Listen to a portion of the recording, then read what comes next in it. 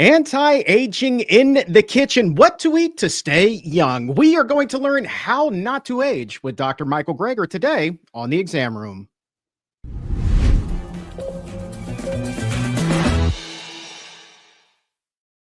And welcome to the Exam Room Live, a special edition brought to you by the Physicians Committee. Hi, I'm the weight loss champion, Chuck Carroll. Thank you so very much for watching and downloading in more than 150 countries around the world and making the Exam Room one of the most consumed nutrition podcasts anywhere on the planet today.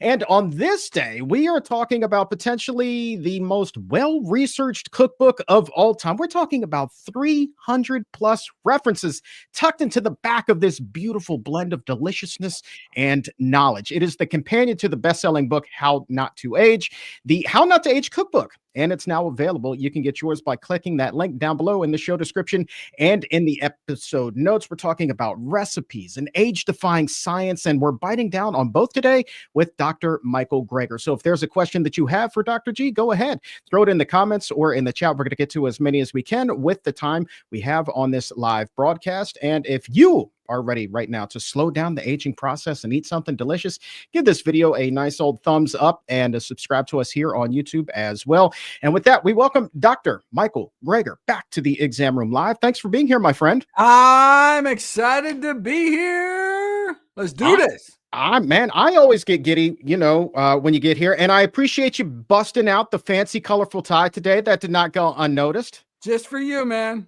My man, Monfrere. How Not to Age, the cookbook, available now, as I said, in the episode notes. Let's talk about the first line on the first page in the introduction. Really stood out to me. You said, quote, "There may be no such thing as dying of old age." Elaborate on that, my friend. Yes. Isn't that interesting? Yes. Based on an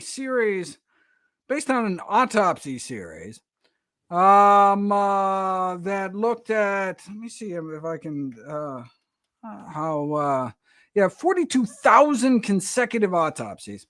Those who lived to be 100, the centenarians, were found to have succumbed to disease in 100% of cases, though most were considered, even by their physicians, to have been healthy just prior to the death. Not a single one died of old age. They died from disease, most commonly heart disease, the number one killer of men and women in general.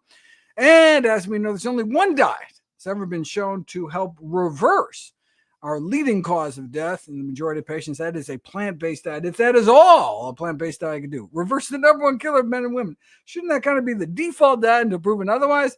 And the fact that it also be so effective in preventing, arresting, or reversing other leading killers like high blood pressure and type 2 diabetes would seem to make the case for plant-based eating simply overwhelming at this point.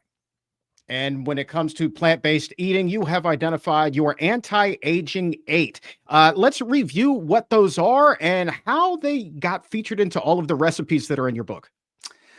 Yeah, so the anti-aging 8 is meant to highlight specific foods and actions that have the potential to offer the best opportunities to slow aging and improve longevity as a complement to my daily dozen checklist of all the healthiest of healthy foods and habits I encourage people to fit into their daily routine, available as a free app, Dr. Greger's Daily Dozen. This is something that featured in my book, How Not to Die. And in terms of anti-aging foods, according to the data from the Global Burden of Disease Study, the largest systematic analysis of risk factors in human history, the largest life expectancy gains would be expected from eating more legumes, which are beans, split peas, chickpeas, and lentils, right? So if there's only one thing we can do, legumes for longevity, hummus for health, whether it's beans or lentil soup or bean dip or whatever. And this is presumed to be because they're the most concentrated source of prebiotics like fiber and resistant starch, which can feed the probiotic good bacteria in our gut like lactobacillus and bifidobacteria to make beneficial postbiotics like butyrate and acetate, which can reduce inflammation, boost immunity, and improve muscle strength in frail individuals. Now, legumes rule the roost on a per serving basis, but on an ounce per ounce basis, nuts are actually associated with the lowest risk of premature death compared to any other food group. So I recommend a palmful of walnuts every day. What is it that makes the walnut special? What makes that more beneficial than the pecan or any other kind of nut out there, my friend? So it's the only nut that has been found to acutely improve artery function using something called flow-mediated dilation. So there's certain foods you can eat. The original foods were done with sausage and egg McMuffins, showing that within hours of eating a highly saturated fat meal, there is a crippling of artery function, dropping artery function in half, the ability for our arteries to relax normally in half within just hours of it going into our mouth. So we're talking negative consequences, not just kind of years or decades down the road to eating unhealthy, but literally within hours of consumption. Whereas there are some foods that actually improve artery function acutely, again, within hours, that very day, after eating foods. And a number of foods you can do it. Berries, for example, can do it. They're also featured in my daily dozen. Dark green leafy vegetables can do it, and not nuts in general, but walnuts can do it. They're also the highest, most concentrated source of the short chain omega-3 fatty acid, alpha-linolenic acid, compared to other nuts. And I think has the highest antioxidant count compared to other nuts. So there's a couple things that, like, on paper, it seems to beat out other nuts on, but then when actually put to the test in these randomized control trials, you do see actually an improvement that you just don't see with peanuts or some of these other nuts. And so, look, I'm all for dietary diversity, especially to feed our gut microbiome. We should eat lots of different types of foods. But if you could just only choose one and you like them all equally well, might as well go for the walnuts. All right, but let me ask you this, because I think the way that a lot of minds might work is that, well, Dr. Greger said if I eat walnuts, that's going to really help me out here. But I can still eat that. What did you say? Like sausage, egg, McMuffin, eat the walnuts and that'll cancel each other out. Is that actually the case? Okay. So that's not completely false, actually. Okay. So there are studies where you take someone, you have somebody eat a burger, right? After, I think it was a beef and pork burger. Have someone eat a meat burger with or without avocado, right? They were measuring, I believe, IL-6, which is kind of the chief marker of inflammation, the inflammation that goes along with old age. And you eat a burger, within literally hours after the consumption, you get a spike of this pro-inflammatory mediator in your bloodstream. That's a bad thing. Now, if you eat that exact same burger, but put some avocado on top, actually get some phytonutrients with your burger, then you still get a spike of inflammation, but it's a significantly smaller spike of inflammation. So does it cancel it? No, but it can indeed mediate it. A similar study was done comparing kind of wild game with regular kind of supermarket store-bought meat. There's a study done in Australia, so they weren't doing venison, they were doing kangaroo meat. But they compared eating kangaroo meat to eating just supermarket beef and found a significantly less inflammation caused by the kangaroo meat, presumably since it's so lean, compared to the supermarket meat. Now, so look, okay, step in the right direction, better, right? But wouldn't we rather eat foods that actually have an anti-inflammatory effect? Not just less pro-inflammatory, but actually either neutral or beneficial effect.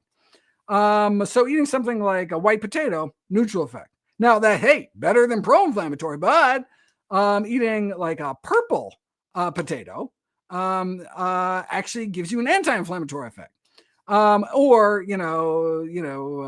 lots of nice whole healthy foods like greens and berries and avocados alone without the meat. So yes, it does actually matter what you eat a lot. So if you're going to eat something that isn't healthy, there is actually benefit to adding some healthy food. So if you're going to eat a Twinkie, eating a Twinkie with your kale salad is better than eating the Twinkie alone. But my concern with all that is this kind of licensing effect. And so, there are these studies showing that smokers who eat broccoli have significantly less carcinogens flowing throughout their body, because the broccoli, this compound called sulforaphane within cruciferous family vegetables like cabbage family vegetables, broccoli, kale, collards, etc., so boosts your liver detox enzymes that you measure the amount of carcinogens smokers are peeing out in their urine significantly less if they've just had some broccoli beforehand. Now, it's a really significant effect, like cutting the amount of carcinogens in half. Of course, how about cutting them even more? Not smoking, obviously, is better. But if you are going to smoke, then eating broccoli definitely cuts down on carcinogen exposure. But I talk about in videos, when I talk about this, I'm always concerned that I'm going to kind of give people an excuse to continue to smoke. Oh, yeah, smoking's not good for me, but maybe if I smoke and eat lots of broccoli, then then it's not as bad, which technically is true. But since it's so much better to stop smoking altogether, I'm almost hesitant to talk about this in my books, talk about this in my videos, because I'm afraid people will just be like, oh, well, I was going to quit, but now that I know the broccoli trick. So that's why I always emphasize in these videos that it's always would be better not to have that burger, period, not to smoke, period. But it's true. If you are going to do it, there are ways to mediate the impact. Well, cheers to your honesty, my friend. I will toast a cup of coffee to that. I like that. I like the fact that you're just laying out the facts. And that's fascinating that broccoli has that effect among smokers. Obviously, as you said, way better, infinitely better not to smoke at all. But the broccoli has a way of kind of filtering out the system a little bit. Just in fact, what blew my mind was that the effect lasts an entire week. So what they did is had people eat barbecued meat, which has these polycyclic aromatic hydrocarbons, which is bad stuff found in cigarette smoke and auto exhaust, etc. One of the reasons why meat is carcinogenic, cancer causing. And they had randomized people to, eat the meat with or without broccoli. And same thing with the smoking. Those who had with broccoli, significantly less. Again, measured carcinogens in their urine, significantly less. Now, of course, those who were eating vegetarian didn't have any of these carcinogens, so that would be better. But what blew my mind is that literally a week later, they had the groups eat meat again. And even the group that had eaten the broccoli a week before. Now, if I remember, it was a lot of broccoli, like more broccoli than people would normally eat, like 3 cups of broccoli. But the fact that a week later, your liver was still so revved up that it decreased exposure to these carcinogens in meat, suggests that, if you got, some July 4th barbecue coming up and you're going to slip off the wagon and not eat the healthiest food, you can prep for that. You can get your liver ready to go even the weekend before. Interesting. I think that maybe we should give that tip to college kids, because I'm sure that they put their liver through quite a bit over those 4 years. I'm telling you. Let's shift gears and talk about protein. Typical calculation for the question, how much protein does a person need, is 0.8 grams per kilogram of body weight. But your book, the How Not to Age Cookbook, actually talks about protein restriction. So are you of the assessment that by and large, we're just getting way too much, and maybe that's even detrimental for our health? When it comes to protein and aging, less, maybe more, reducing protein intake, meaning restricting protein intake down to recommended levels, is the only thing that I could find that could help block all 11 of the aging pathways, which I go through in the book.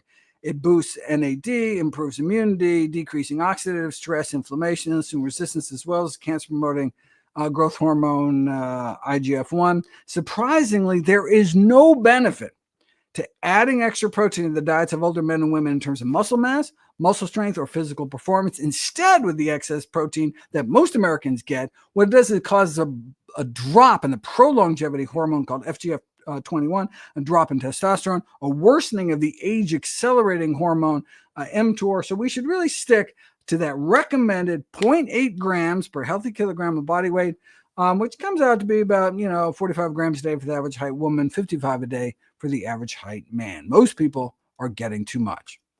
So, how then, if it's not an abundance of protein, does one go about maintaining or building muscle mass as they age themselves? So I have a whole chapter on preserving your muscles. The most important thing is use it or lose it. Regular resistance exercise is considered the most effective strategy to prevent age-related muscle weakness, treat muscle loss, and improve physical function. Even a temporary drop in physical activity levels, like you're laid up after a surgery or something, can rapidly worsen matters, particularly among those who are older. Taking extra protein, little to no effect on muscle mass, strength, and performance. Plant-based sources of protein, when you're getting a recommended source, are preferable due to the baggage that accompanies protein from animal sources, as well as the prebiotic, anti-inflammatory, antioxidant, and alkaline-forming aspects of plant-based nutrition. Other things that can improve musculature in the elderly: 2 cups a day of blueberries was found to improve functional mobility. A daily half teaspoon of garlic powder a day may improve muscle mass, and a tablespoon a day of natural cocoa powder has been shown to improve muscle strength and function. In terms of supplements, they've almost universally failed. So HMB, magnesium, omega-3s, vitamin D, they join protein and amino acid supplements in failing to provide good evidence of efficacy. But a teaspoon a day of creatine, so 3 grams a day, may improve muscle function in older adults when combined with strength training. It doesn't work on its own, but when combined with strength training, can actually boost muscle mass in the elderly. All right. Speaking of muscle function, wink, wink, let's talk about sexual health. How about that? What is the connection between blood flow and the diet and the performance in the bedroom with those fun types of exercises? And to take it a step further, are there recipes in your cookbook that can help us all out in that area as well? Yes, indeed. And when I was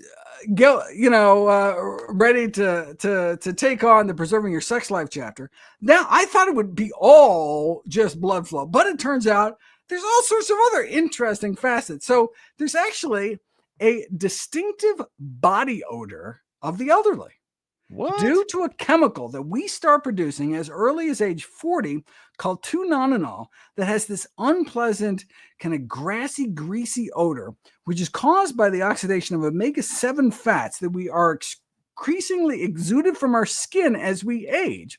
So there's like a reason that grandma and grandpa smell the way they do, but there's something we can do about it. We can cut that odor by eating 2 things: plain white button mushrooms and chlorophyll-rich dark green leafy vegetables. And we actually have randomized controlled trials, which actually go and they had people sniff people's armpits, people's breath, people's toilets after use. And can find those 2 things can significantly improve. So you can imagine how that might improve intimacy a little bit. But in terms of function, yes, sexual responses in both men and women are related to blood circulation. So dietary and lifestyle habits that are good for the heart are also good for the genitals. And indeed, men and women randomized to healthier diets can experience a significant improvement in sexual function, and due perhaps to the anti-inflammatory effects, the blood pressure dilating compounds in certain fruits and vegetables like watermelon and beets, and also lower phthalate and BPA exposure from fewer processed foods. So it's not just eating more plants, but fewer processed foods, where some of the plastics and packaging material chemicals can actually migrate into the food and have these hormone disrupting effects. In terms of sexual desire, there's a dangerous and ineffective drug prescribed for women called flibanserin that should be avoided. Similarly, there's not enough safety data on prescribing testosterone for women to warrant FDA approval. However, lavender and bitter orange aromatherapy may help. Now, it's difficult to do placebo-controlled trials because you smell it or you don't smell it, but lavender and bitter orange aromatherapy seem to help. Supplemental testosterone can help low libido in men, though the risks likely outweigh any benefit. Thankfully, there are safe, natural ways to boost testosterone with diet and lifestyle changes, such as eating less than a teaspoon a day of fenugreek seeds and avoiding obesity, sleep deprivation, and beer. The spice saffron can improve the sexual impairment caused by Prozac-like antidepressant drugs. Maca root can help increase sexual desire in men and sexual function in women. And ashwagandha, another root, can improve some aspects of female sexual function, but at the risk of liver toxicity, so I would not recommend it. I could go on. No, I mean, honestly, I'm hearing about half of what it is you're saying, not because your connection is poor. I'm literally thinking back to that study you were talking about where people volunteer to smell armpits and toilets. And we all can agree that science is cool, science is rad. There's a lot of things that we would do for the name of science. But for the love of Pearl, man, would you volunteer to do that study? Well, how much are you paying me? All right. Exactly. A, how much are you paying me? And B, how do I get enrolled in the watermelon study? Like that's that's what I'm talking about. Thank you. Thank you, man. Alive. Holy and 'tis smoke. the season. Look, we're live now, right now. You can go to the grocery store and get wonderful seeded watermelon. They just came on the market about a week ago, and I'm already eating too much. I'm stuffing myself, but it's a bit. Now they're not perfectly ripe yet, but I tell you, any watermelon is better than no watermelon. Amen to that, my friend. I'm a big fan of watermelon. Funny thing is, like, when I was overweight, I couldn't stand watermelon. Interesting. But now I've lost weight. My taste buds changed. I can't get enough of that. Have you done any research on that? Do you do the seeds or you do not do the seeds? Absolutely do the seeds. Spit them out. Thank you. Do the seeds. The seeds are actually healthy for you. You can actually eat them, chew them up. They're beneficial and they're tasty. I don't know. I don't know where this seedless thing happened, but yeah. I think a watermelon without seeds is just kind of weird to me. Like, I enjoy the seed. Like, you grow up the way it's part of the experience. Right. Yeah, I know. So anyway, look, if you don't like seeds, don't eat seeds. But if you have not tried seeded watermelon, give it a try. I think you will be pleasantly surprised. All right, guys, as a reminder, go ahead and drop your questions in the comment or in the chat. We're going to open up the doctor's mailbag in just a little bit. I want to flash forward and talk about something specific for women. Calcium and iron, those are two big concerns for women as they age. A lot of women are still kind of hung up. We see this all the time in the comments that we have coming in, confused as how to get this without eating meat, without having dairy in their diet. Your cookbook addresses that. What are some simple ways that women might want to incorporate foods that are plant-based, make sure that they're still getting the decent amount that they need? Now, as women age, they actually may worry less about iron because they may stop losing iron every month. But regardless, everybody needs to ensure they get enough. And it's a matter of eating healthy sources. Yes, there's lots of, iron in beef. There's also lots of saturated fat and hormones and other things that we don't want. So how do we get, again, it's like a package deal. It's like, how do you get your protein? You got to get it with the fiber and the folate and the phytonutrients, or you're going to get it with the saturated fat, cholesterol, et cetera, et cetera.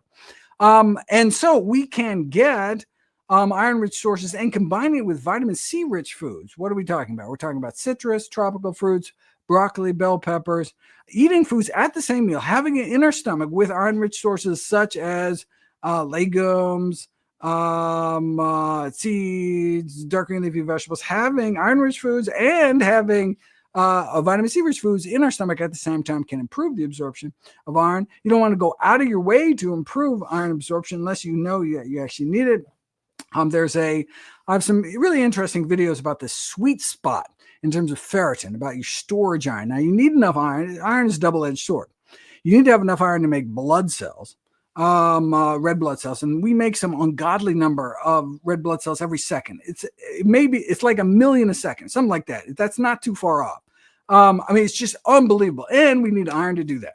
If you don't, you can actually get anemic, have a low red blood cell count. Okay, we don't want that. But having too much iron, iron acts as a pro-oxidant and can cause the formation of free radicals. Now, we evolved to, and so ferritin is a measure of how much iron you have stored up.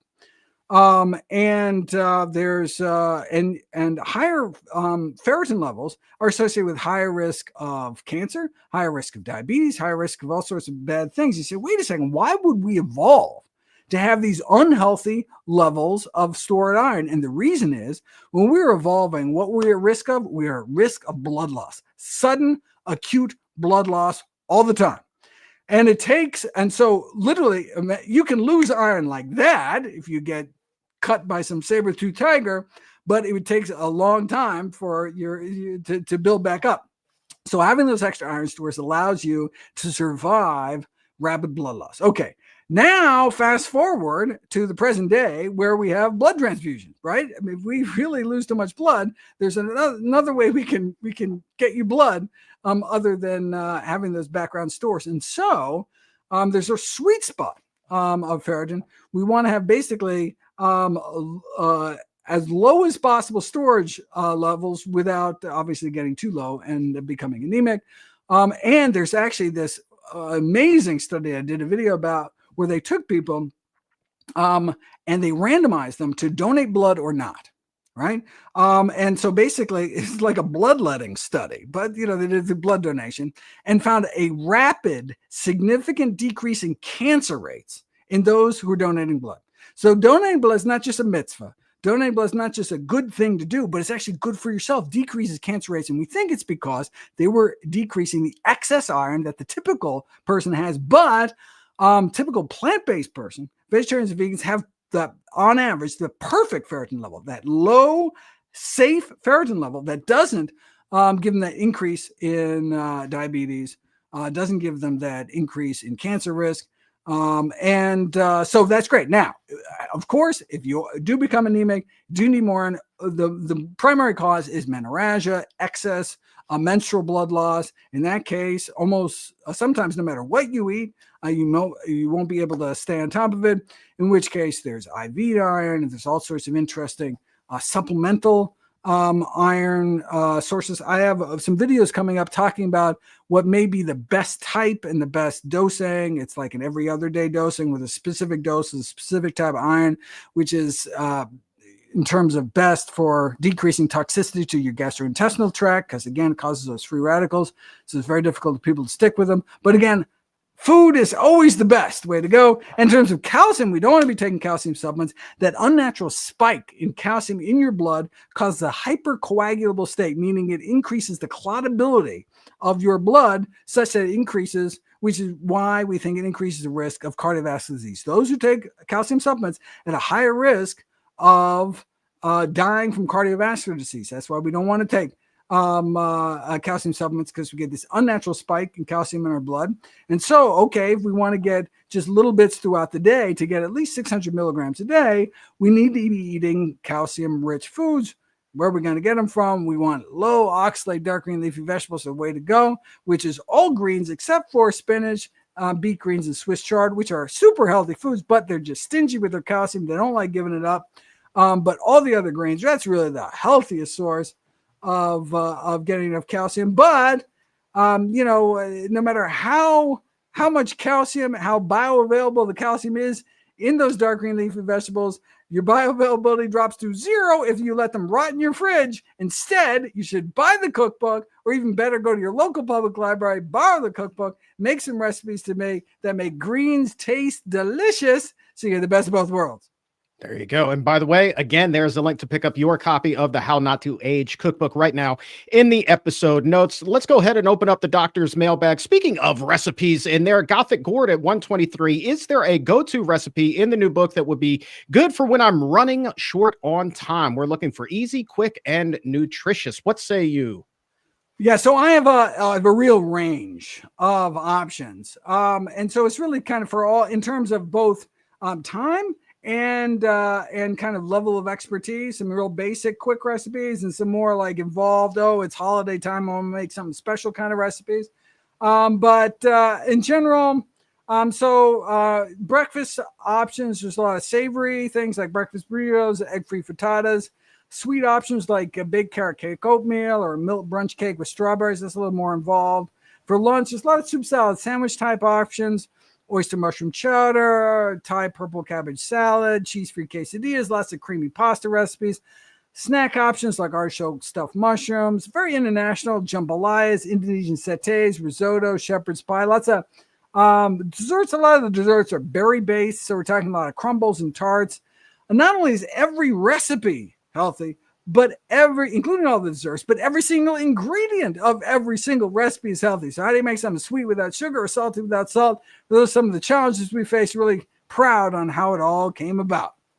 Oh, yeah, you want to talk about, one of the great recipes in the book. You mentioned burritos, the breakfast burrito that's in there, the chickpea and tempeh breakfast burrito. Oh my goodness gracious. That is in the breakfast section right up front. And all I can say right now is you're welcome. And thank you, Dr. G, for putting it in there. I mean, holy smokes, man. Have you had, clearly you've had that one. That's a game changer. They're delicious. No, really. Yeah. And we had all our volunteers, not all our volunteers. We had volunteers go through every single recipe and make them and rate them and tweak them. And so they've all been tested and Nutrition Facts volunteer approved. Yeah. Absolutely. As well. Unfortunately, I have got to run for my next interview. I'm so sorry. Go. It's all good. Thank you, Dr. G, for your time, my friend. Again, pick up a copy of the book down below. Thank you, Dr. Greger. Congrats on the release, my friend. I encourage everyone to go to ICNM. I will be at the PCRM conference coming up in August of this year. Hope to see you there. All right, my friend, we will let you run. And ICNM, the International Conference on Nutrition and Medicine, coming up August 14th through the 16th in beautiful Washington, D.C. You can get your tickets right now at pcrm.org/ICNM. Yeah, there's a link to that right now in the episode notes as well. I want to say thank you one more time to Dr. Greger for being here, raising our health IQs deliciously today. The How Not to Age Cookbook can be yours right now, so pick up your copy. Also want to say thank you to the crew behind the scenes for making the magic happen. Thank you, guys. And to all you exam roomies, thanks for hanging out and raising your health IQ with us today as well. And on behalf of everybody here at the Physicians Committee, I am the weight loss champion, Chuck Carroll. We will talk to you again very soon. But until then, keep it plant-based.